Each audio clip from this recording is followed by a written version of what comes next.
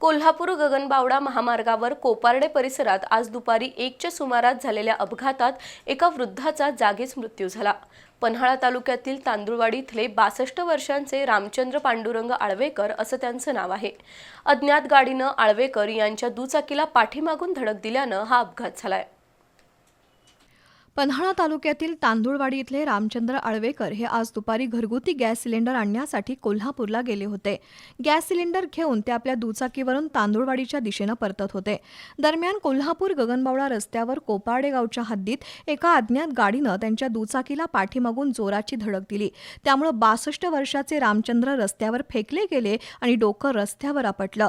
प्रचंड रक्तस्राव झाल्यामुळे त्यांचा जागीच मृत्यू झाला। अपघाताची बातमी समजताच रामचंद्र यांचे भाऊ हरिदास आणि कृष्णात आळवेकर यांच्यासह कुटुंबियांनी घटनास्थळी धाव घेतली। रामचंद्र यांचा रक्ताच्या थारोळ्यात पडलेला मृतदेह पाहून कुटुंबियांनी एकच हंबरडा फोडला। रामचंद्र आळवेकर यांच्या पश्चात पत्नी, 3 मुली, मुलगा असा परिवार आहे। दरम्यान अपघातानंतर गगनबावडा रस्त्यावर मोठी वाहतूक कोंडी झाली होती। मोटर वाहन निरीक्षक अरविंद डुबल यांनी पोलीस अंमलदार अनिल अगळे यांच्यासह करवीर पोलिसांच्या मदतीनं वाहतूक सुरळीत केली।